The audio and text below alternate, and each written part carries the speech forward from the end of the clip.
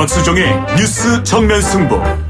곽수종의 뉴스 정면 승부.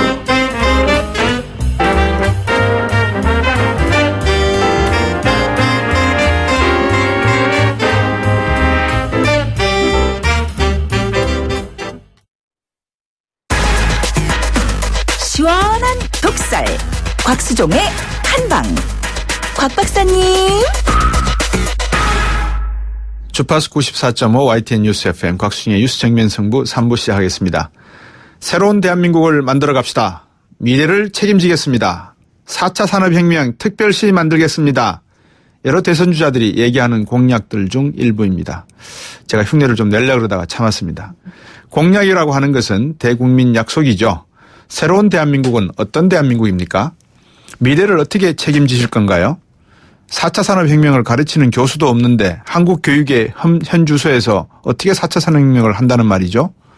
오바마 전 대통령은 이런 말들을 한마디로 간단히 했습니다. 변화. 클린턴 전 대통령 역시 부시 정부의 경제 실패를 가지고 바보야 경제야 라고만 했습니다. 우리 경제를 좀 더 앞으로 나가게 하려면 주거비 안정시키고 교육비 줄이는 방법이 가장 중요하지 않겠습니까? 집값 안정시키려면 어떻게 해야 됩니까? 부동산을 집중해서 보유하고 있는 사람들을 조사해야 되지 않을까요? 그러면 사유재산을 정부가 관여했다고 소송할 겁니다. 어쩌면 헌법의 경제민주화 조항이 이를 막을 수 있는 조항일 수도 있겠네요. 아닌가요? 사교육비 줄이려면 입시제도 바꿔야겠죠. 이미 우리 사회는 모든 제도와 구조가 먹이사슬처럼 복잡하게 얽혀 있어서 하나의 매듭을 풀기가 어렵습니다. 이게 적폐인 거죠. 각자의 이해관계가 다 다를 수밖에 없습니다. 해법이 무엇입니까? 어떤 방법이 있을까요? 새로운 대통령? 그러면 될까요?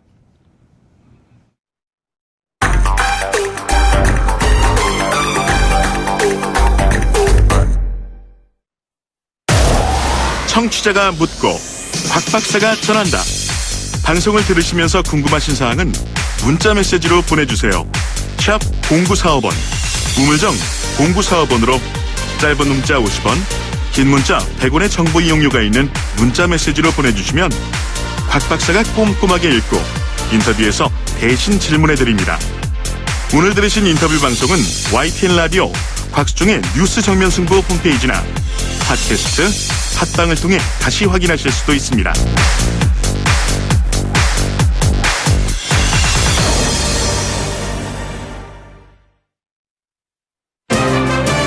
곽수종의 뉴스 정면 승부. 정치 고수들이 펼치는 정치 토크의 향연. 정치 길게 토크바. 네, 뉴스 정면 승부 정치 길게 토크오바 시간입니다. 오늘도 이 두 분 전문가 모시고 말씀을 나눠보겠습니다. 먼저 배지대 정희정 교수님, 안녕하세요. 네, 안녕하세요. 지금 리서치앤리서치의 배종찬 본부장은 열심히 뛰어오고 계십니다. 저희들이 도착하실 때까지. 퇴근 시간이라 지금. 그럼요. 교통 체증이 좀 있는 것 같습니다. 지금 뭐 대선 기간인 거는 다 알고 계시는 거. 오늘이 D-며칠인지 아십니까 혹시? 21일쯤 되지 않았을까요? 맞습니다. 21일입니다. 네. 지금 뭐 양강이냐 아니면 1강 1죽 3냥이냐 뭐 이런 말이 있는데 어떻게 보세요? 글쎄요, 그 양강구도라고 보통 얘기를 하잖아요. 그게 이제 우리가 지난주에 대부분 이제 안철수 후보가 사실은 상당히 그 급상승, 지지율이 급상승하면서 네. 다자구도에서 양강구도가 형성이 막 되었죠, 지난주에. 네. 그런데 이제 이게 사실은 그 막 상승하고 있는 안철수 후보의 이 강세가 네. 사실은 계속 치고 올라가는 국면이냐 아니면 답보 상태에 있느냐 이게 이제 핵심일 것 같은데 네.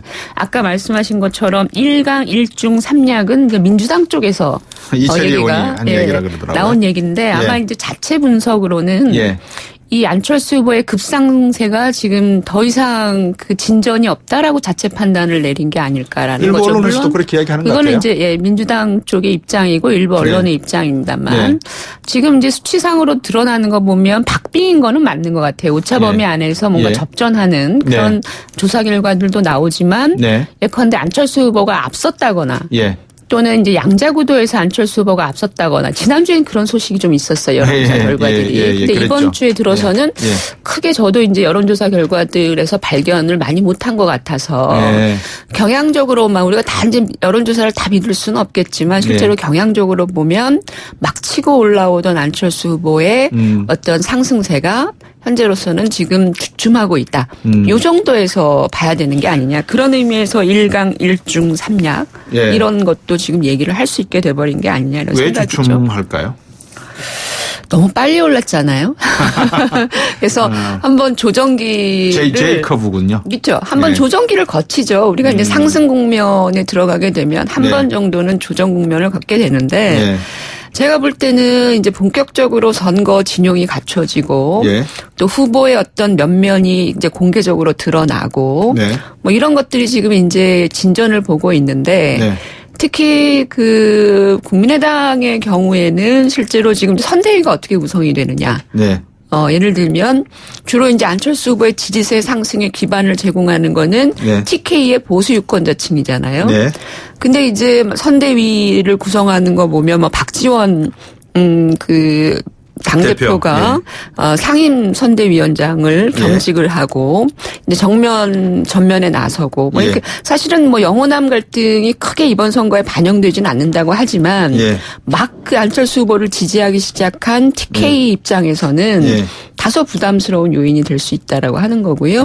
그리고 얼마 전에 있었던 TV 토론을 언급하지 않을 수 없을 텐데 오히려 이제 보수층보다는 그 TV 토론을 보고 이 소위 말하는 중도층, 중도층에서 일정 부분 좀 안철수 후보에 대한 후한 점수를 주지 못하는 그런 상황이 돼버린 게 아니냐. 그래서 그 어떤 상승 요인을 가질 수 없는 그런 한 주였지 않았을까라는 것이고요. 다만 이게 이제 앞으로 어떻게 또 진전을 볼지 내일 TV 토론인 경우에 내일 또 토론이 있죠. 스탠딩 토론이 있고요.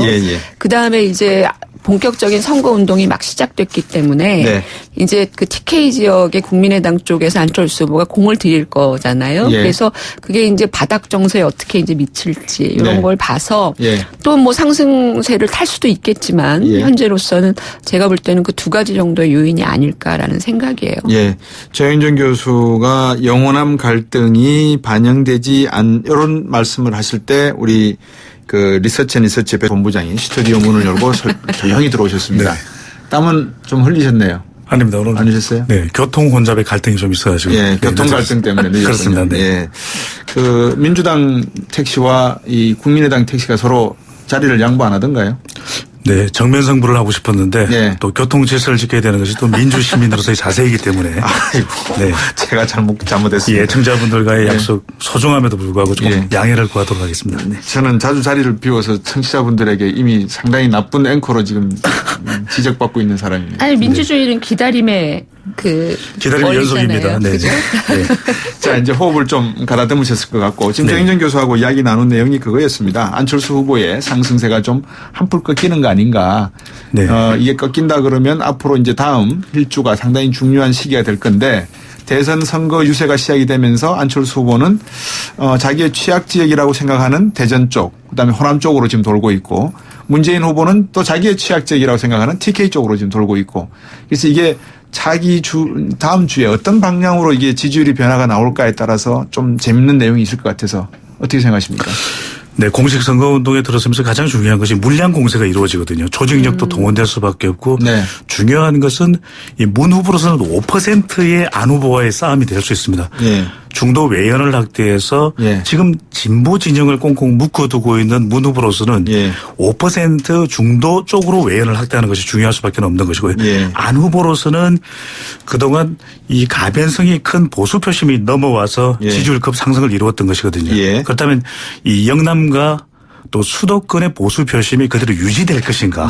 여기서 중요한 것이 토론회에서 얼마만큼 이 보수의 이해도 대변해 줄 수 있는 안정감 있는 후보인지 이 문 후보 쪽에서 계속 공세를 하고 있는 것이 40석도 되지 않는 정당 이런 이야기를 하고 있거든요. 바로 이런 부분에서 이 보수 진영에서는 불안해할 수밖에 없는 부분이기 때문에 또 이 마이크 펜스 미국 네. 부통령이 다녀간 뒤에 안보 네. 대북 위협에 관련돼서도 지금 안보 대통령 이야기를 또 하고 있거든요. 네. 그런 부분들이 얼마만큼 믿음을 줄 수 있느냐. 지역적으로는 수도권의 보수 표심은 상당히 묶어둔 반면에 네. 이 영남권의 보수 표심 좀 흔들리고 있는 조정기를 거치고 있는 것이 이 안 후보의 모습이거든요. 그런 예. 면에서 이 TK 지역과 PK 지역에서의 지역 캠페인 행보를 예. 할 때 예. 얼마만큼 안 후보 쪽으로 이 보수 표심이 결집할 수 있느냐가 최대 관건인데 네. 이번 대통령 선거에서 가장 중요한 것은 이 보수 표심이 캐스팅 보트 역할을 하고 있다는 것입니다. 예. 네. 잠깐 좀 예. 첨언을 하면 예, 예. 이제 우리가 크게 장인영 나눠서 보수 표심, 진보 표심 이렇게 예. 얘기를 하는데 예.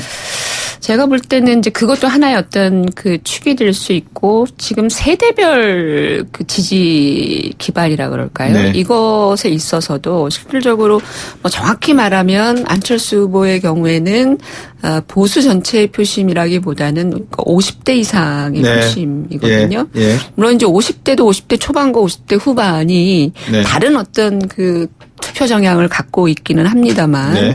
대체로 보면 이제 고연령층의 지지를 상당 부분 안철수 후보가 받고 있고 네. 또 문재인 후보는 20대 이상에서 40대까지. 네. 근데 이제 이게 안철수 후보에게 뭐 아까 우리가 이제 다른 그 도약의 어떤 기회 요인이 있겠느냐라는 예. 얘기를 했을 때는 예. 이 세대로 놓고 보면 실제로 우리가 인구 구성이라고 하는 걸 좀 얘기를 할 필요가 있을 것 같아요. 예. 어차피 우리의 지금 인구 추이가 젊은 세대보다는 50대 이상의 이 노년층의 인구가 지금 상당히 증가하고 있고 그런 만큼 유효 투표, 그러니까 투표 참여 인구도 사실은 상당히 그 50대 이상이거든요. 근데 네. 안철수 후보가 실제로 이 50대 이상에서 상당한 우위를, 물론 50대는 조금 한 8.8포인트 정도 이런 식의 어떤 10% 이하의 차이가 납니다만 네. 60대 이상을 놓고 보면 안철수 후보가 굉장히 원사이드하게 앞서는 경향을 보여요. 그래서 어찌 보면 안철수 후보는 도약의 요인이 있는 것이 예. 인구 구성상 많은 부분을 차지하고 있는 노년층의 지지를 받고 있다라는 예. 거거든요. 그래서 아까 예. 말씀하신 것처럼 실제로 안철수 후보 입장에서는 어떻게 하면 이 노년층의 지지를 넓혀갈 거냐. 그리고 그 지지를 이왕에 와 있는 지지를 어떻게 공고화시킬 것이냐.